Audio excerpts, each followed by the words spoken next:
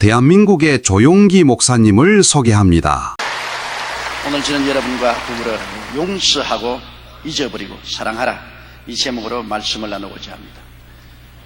율법은 죄인을 정죄하고 정죄된 사람은 죄의 왕인 마귀의 지배를 받아 온갖 욕심과 정욕과 탐심의 노예가 되고 그 결과는 사망을 당하고 맙니다.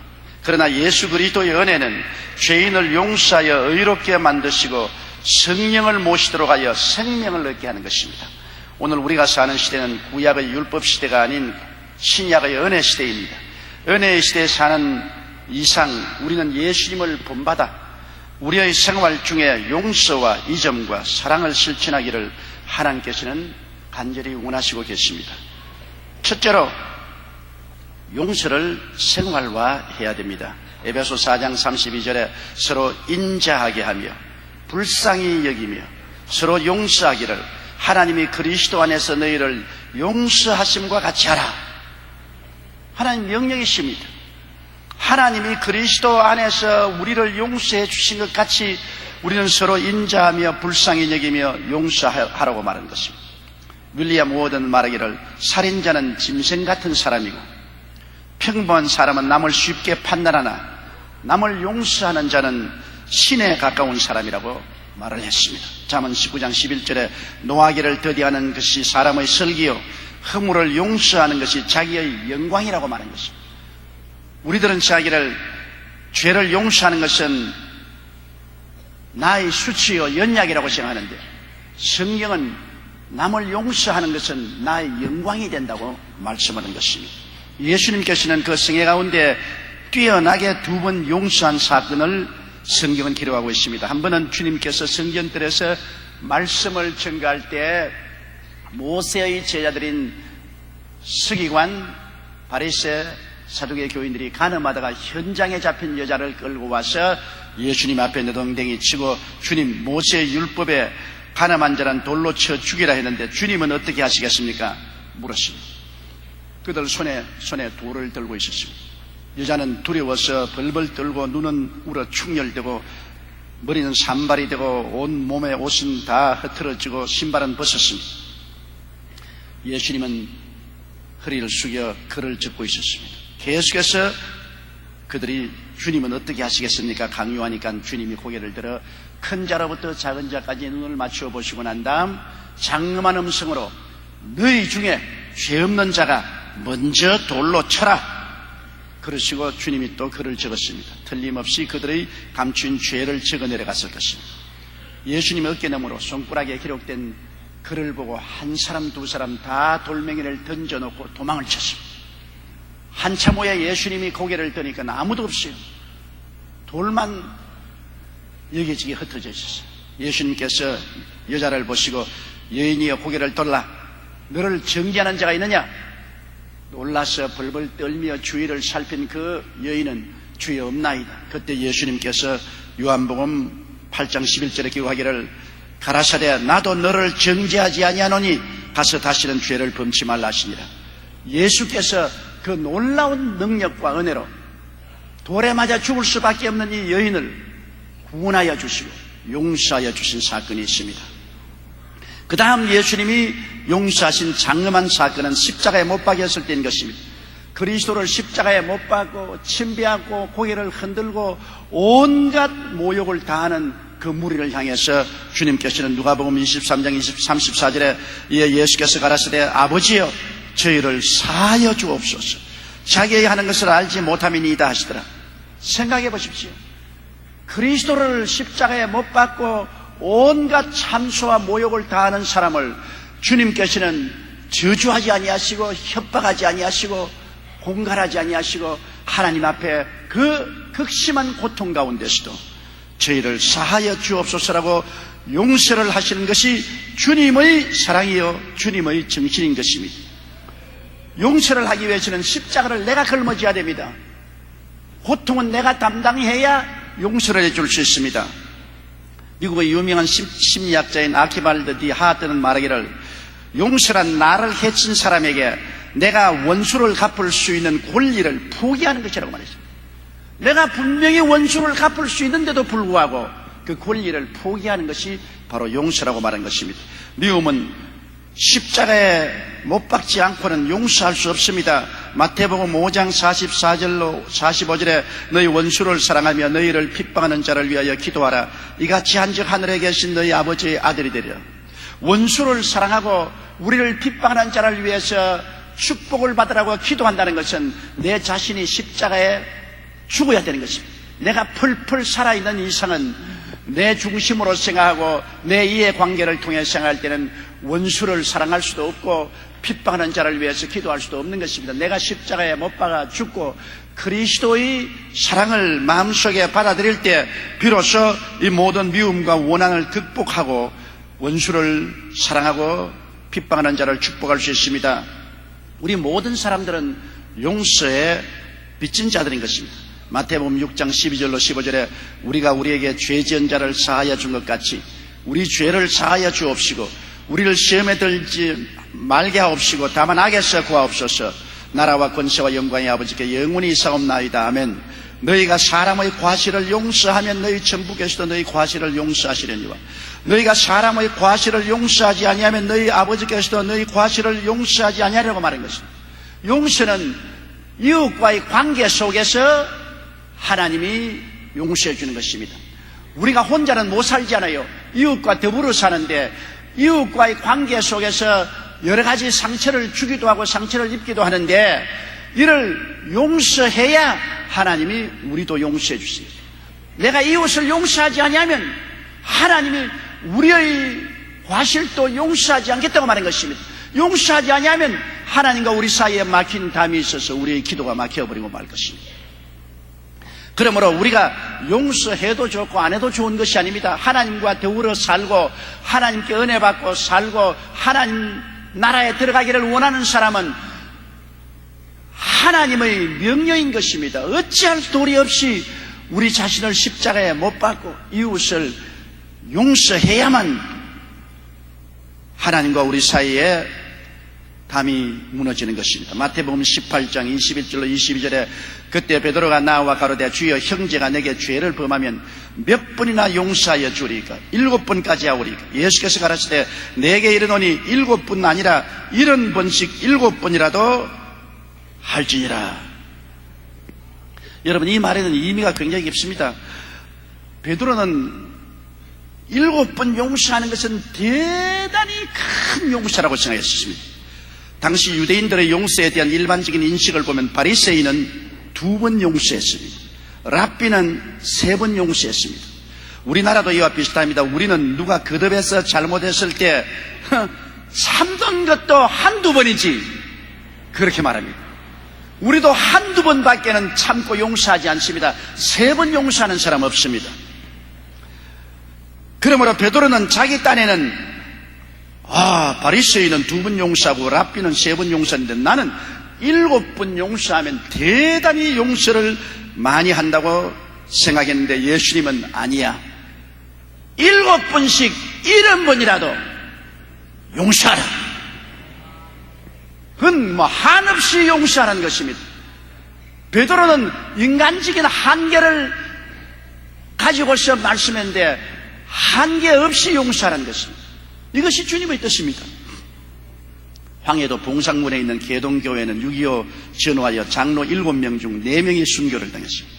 그중 강덕기 장로는 교회를 지키다가 공산주의자들에게 잡혀 나무에 매달려 눈을 뽑히고 개처럼 얻어맞았습니다.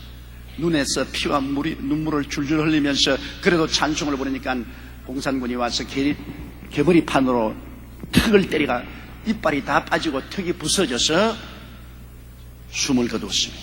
얼마 후에 국군이 진격에 올라왔을 때 미처 도망하지 못한 공산당원들이 사로잡혔습니다.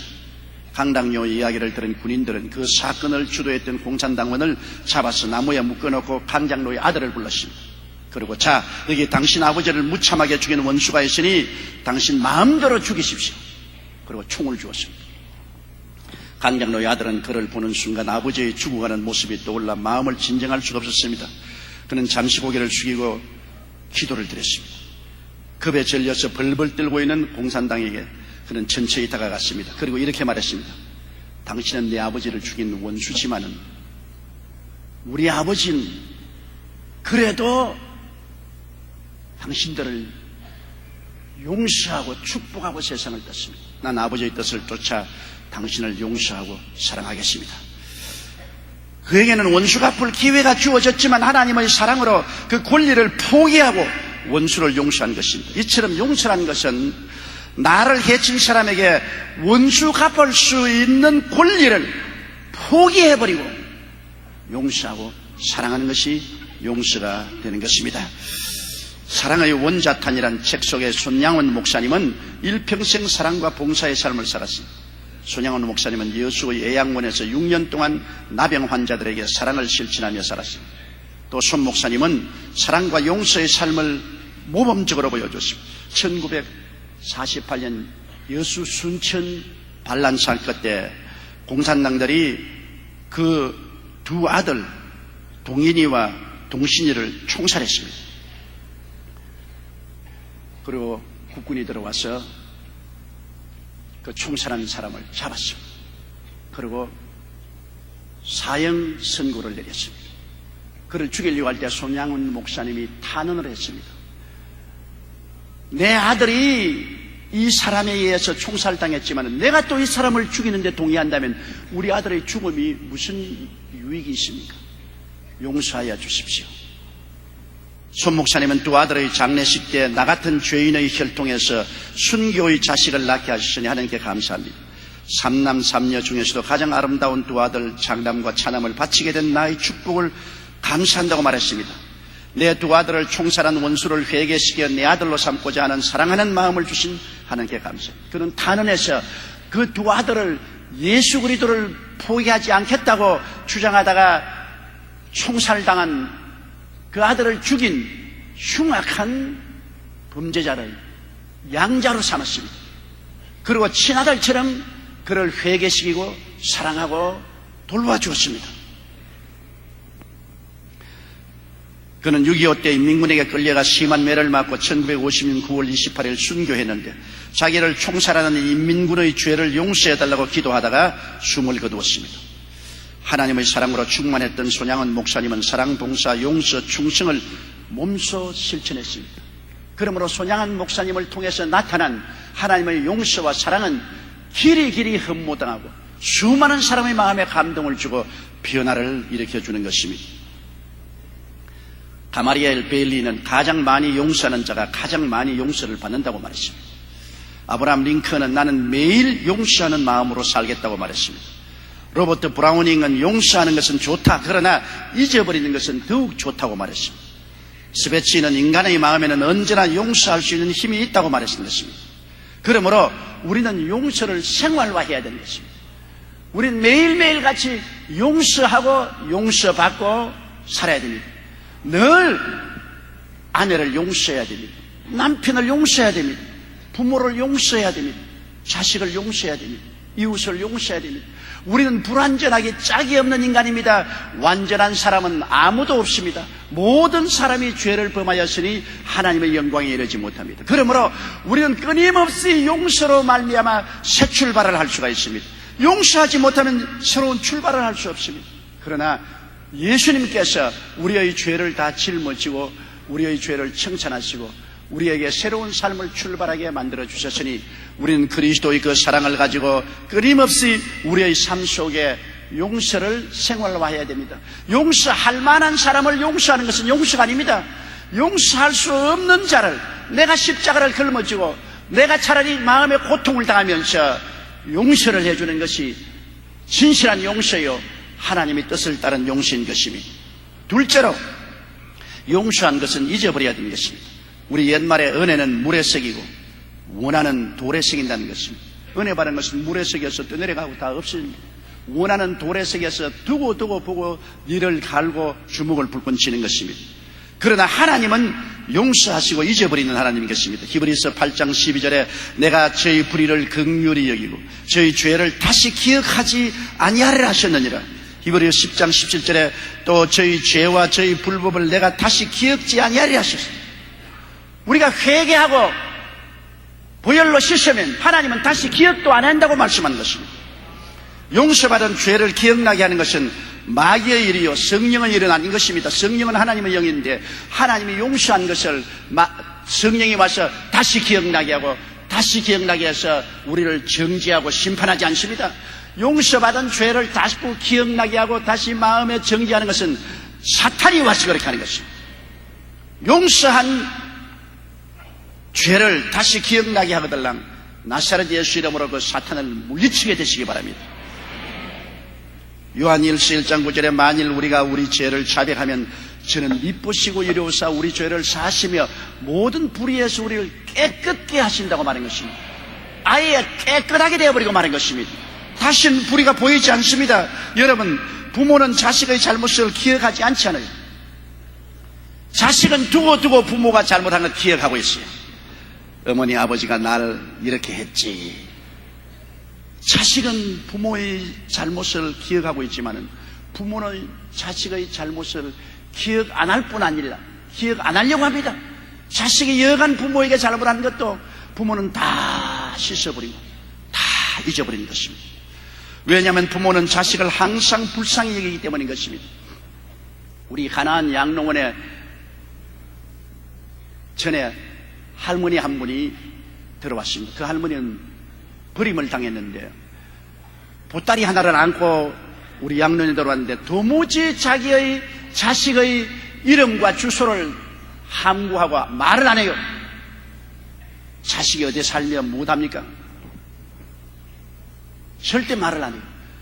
우리 가나안 양론에 있으면서 그 보따리 하나를 늘 가슴에 안고 있어요. 밤에 잘 때도 베고 자요. 아무도 그 손 못 대게 해요. 그러고 난 다음 그 할머님이 세상을 떴습니다. 우리가 장례식을 치르기 위해서 그 보따리를 푸니까 보따리에 돈이 500만 원 있어요. 그게 자기 아들 주소와 전화번호 이름을 적어놓고 내가 죽고들랑 우리 아들에게 전달해달라고. 그 아들은 어머니를 버려버렸습니다. 그런데도 그 어머니는 버린 그 아들을 용서하고 그 죄를 기억지 아니하고 자기의 전 재산을 보따리에 싸서 가슴에 안고 죽을 때 아들에게 주려고. 그래서 우리가 그 아들을 찾으니까 고등학교 선생님이었습니다.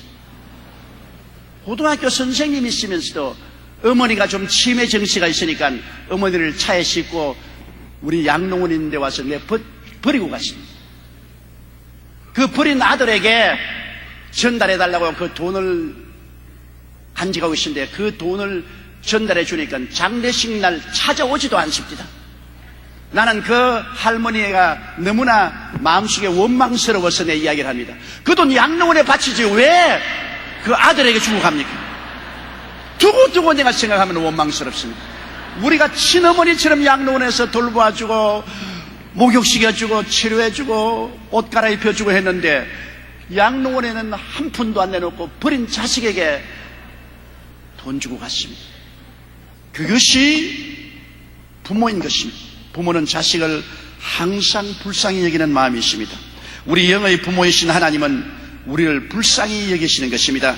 시편 103편 10절로 14절에 우리의 죄를 따라 처치하지 아니하시며 우리의 죄악을 따라 갚지 아니하셨으니 이는 하늘이 땅에서 높음같이 그를 경외하는 자에게 그 인자심이 크심이로다.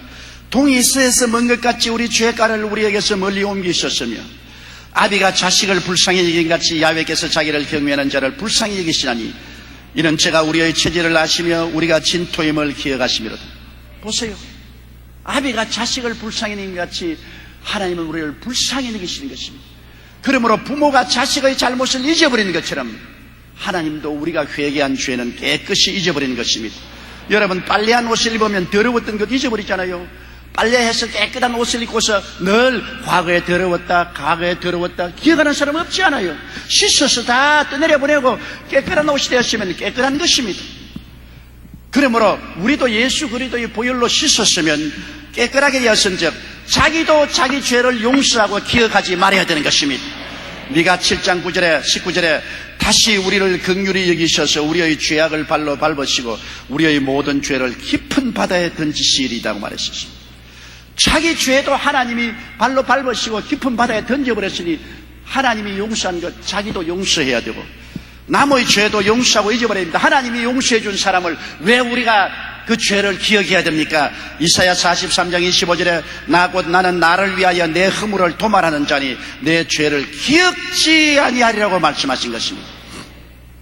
중세 한 수도원에서 있었던 일입니다. 그 수도원 원장은 하나님으로부터 특별한 은사를 받아서 기도만 하면 사람을 투시해봐요. 그 과거의 죄를 다 들여다보는 것입니다. 한 수도사가 들어왔는데 옛날에 죄를 많이 지었어. 그 마음엔 굉장히 괴로웠습니다. 물론 하나님께 회개를 하고 용서를 구했습니다.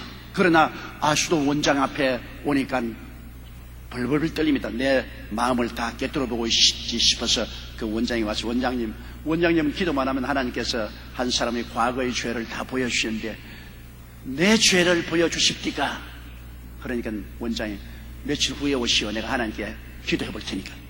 며칠 후에 원장님실에 가니까 원장님이 하나님께 기도하니까 하나님이 당신이 죄 없다고 그러시던데요. 아니요, 내가 과거에 죄를 많이 지었는데 당신 회개했어요? 회개했어요. 회개했으면 하나님이 보혈로 씻고 잊어버렸었어요. 하나님께 기도해보니 하나님은 당신의 죄가 없다고 말씀하셨어요. 하나님이 없다 그러는데 왜 당신 자꾸 있다 그래요? 하나님을 거짓말한 자로 만들지 마시오. 그래서 그는 완전히 죄사함을 받은 것을 알게 되었습니다. 용서받은 죄를 다시 기억나게 하는 것은 마귀입니다.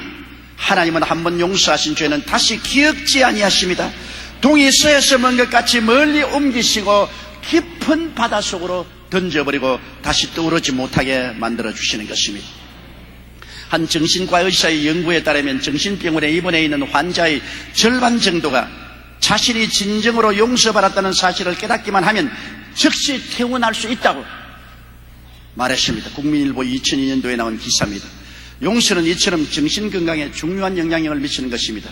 예수님도 병자를 치료하실 때 내 죄가 용서함을 받았나니라고 말씀하시고 침상을 들고 집으로 돌아가라고 말씀한 것입니다. 용서받았다고 확신하게 되면 놀라운 치료 역사가 나타나게 되는 것입니다. 이 세상에 예수님의 피로 씻음 받지 못할 만큼 큰 죄는 없습니다. 우리가 예수님을 믿고 회개하면 우리의 죄는 이미 다 용서받고, 그리고 이 죄를 주님께서 다 잊어버렸습니다. 하나님이 용서하고 잊어버린 죄를 도로 파내어서 자꾸만 죄 있다고 말하지 않게 되기를 바랍니다. 셋째로, 하나님은 우리를 서로 사랑하라고 말했습니다. 하나님은 사랑이십니다. 요한일서 4장 7절로 8절에 사랑하는 자들아 우리가 서로 사랑하자. 사랑은 하나님께 속한 것이니 사랑하는 자마다 하나님께로 나서 하나님을 알고 사랑하지 아니하는 자는 하나님을 알지 못하나니 이는 하나님은 사랑이심이라고 말한 것입니다.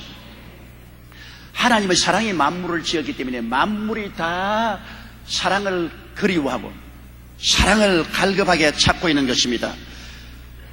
쥐와 사랑에 관한 실험을 한 적이 있습니다. 버클리 대학 연구팀이 한 재미있는 실험을 했는데 그들은 세 종류의 흰 쥐에게 먹이를 주었습니다.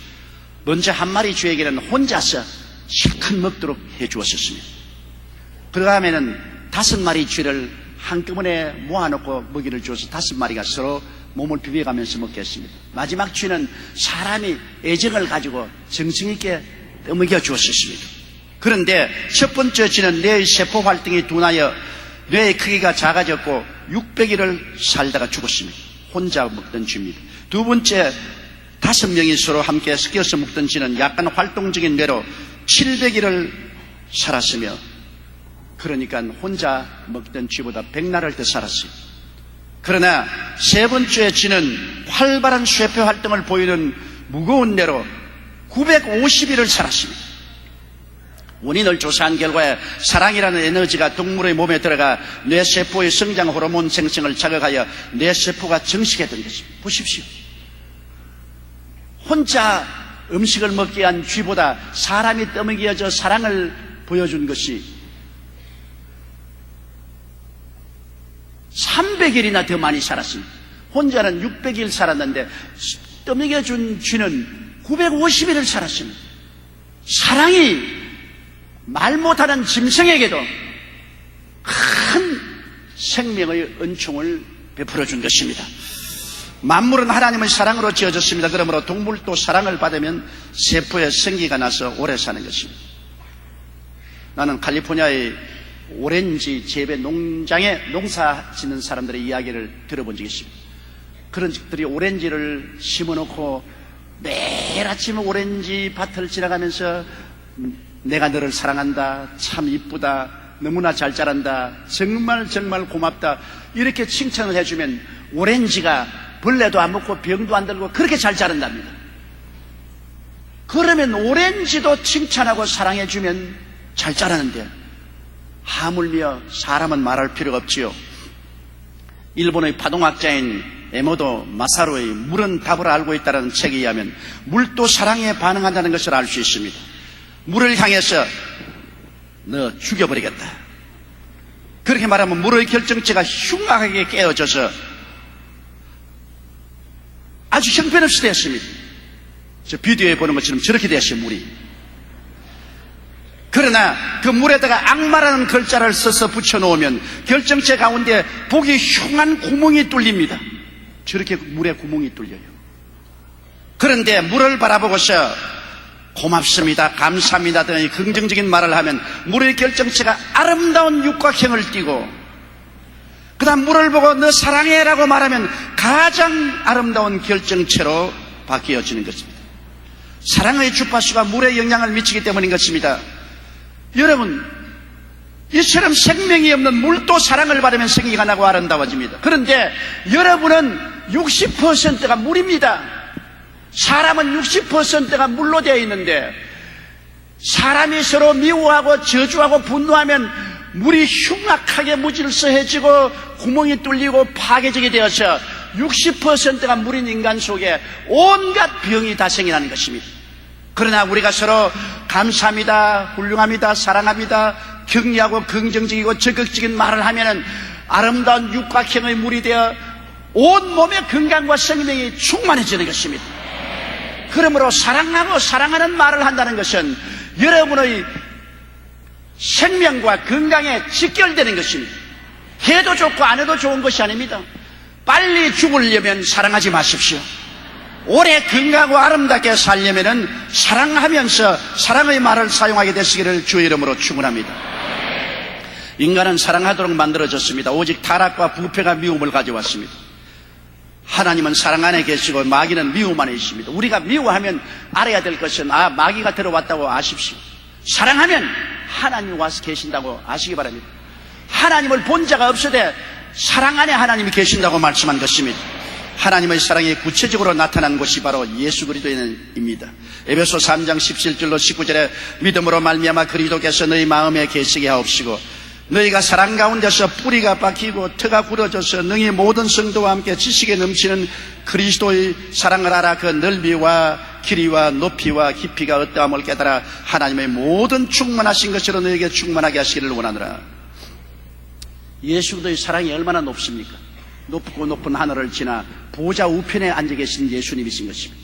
그지에서 우리를 위해서 기도하고 계십니다. 예수님의 사랑은 하늘 보좌까지 높습니다. 예수님의 사랑이 얼마나 깊습니까?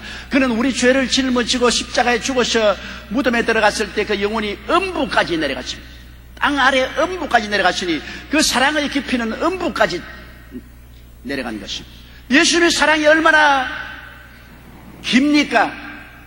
예수님은 영원 전부터 계신 하나님이 영원까지 계신 하나님이기 때문에 예수님의 사랑은 영원에서 영원까지입니다. 예수님의 사랑이 얼마나 넓습니까? 온 지구를 품에 안고 있으니 그 넓이는 말로 다 할 수 없습니다. 예수님의 사랑은 높고 깊고 넓고 깁니다. 그리스도의 사랑에서 벗어날 아무런 처소도 없습니다. 그러므로 이 예수님의 사랑을 깨닫게 되면 우리 마음속에 믿음이 넘쳐나게 되는 것입니다. 믿음이라는 것은 사랑으로 말미암아 역사하는 것입니다. 미워할 때는 절대 믿지 못해요.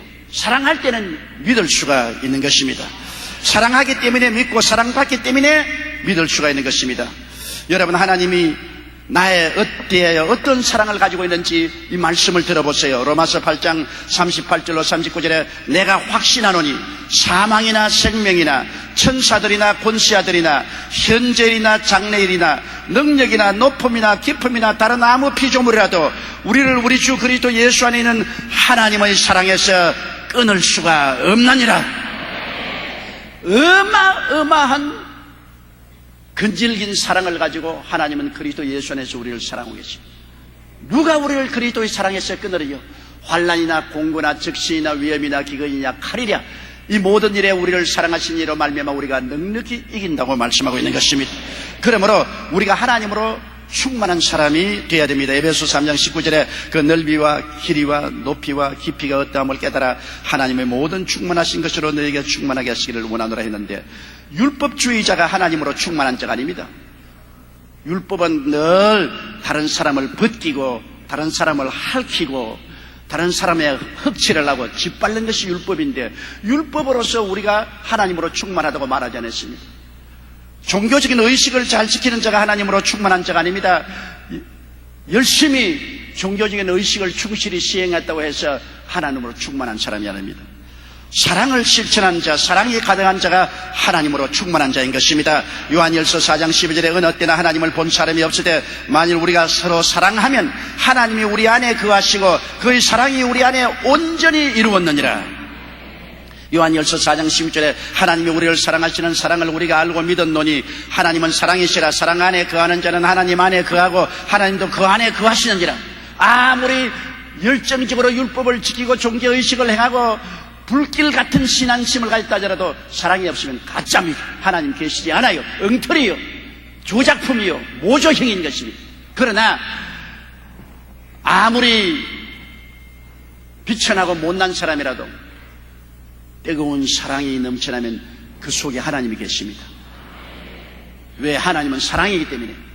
사랑이 있고 사랑을 실천하면 그 안에 하나님이 계신 것입니다. 요한복음 13장 34절에 새 계명을 너희에게 주노니 서로 사랑하라. 내가 너희를 사랑한 것 같이 너희도 서로 사랑하라고 말하고 있는 것입니다. 나는 미국의 한 가정에 일어난 사건에 대해 들은 적이 있습니다. 그 가정에 금지 옥엽으로 키우던 아들이 자전거를 타고 가다가 뺑소니 차에 치여서 죽었습니다. 그 부모가 너무나 원통하고 절통해서 가슴을 치고 울었는데 이 뺑소니 운전사가 잡혀서 감옥에 들어갔으나 재판을 받고 보석이 되어 나왔습니다. 너무나 원통해서 아버지가 권총에 총알을 장전해서 감옥에서 나오는 그를 쏘았습니다. 그런데 부상만 입히고 죽이지 않았습니다. 그 결과로 살인 미수죄로 잡혀서 그 아버지는 감옥에 들어갔습니다. 너무나 억울하고 원통해서 그 부인은 가슴을 치고 몸부림치다가 정신병자가 되어서 정신병원에 들어갔습니다. 미움 때문에 온 가족이 풍비박산이 되었습니다. 아들이 죽은 것은 사실입니다. 아들을 죽인 그 사람에 대해서 원한이 있는 것은 사실입니다만 그 원한이 다른 사람을 해치기 전에 자기들 가족을 먼저 풍비박산을 만들었습니다. 남편은 살인 미수자가 되고 부인은 정신병자가 되고 자식은 이미 죽었고 가정은 무너지고 만 것입니다.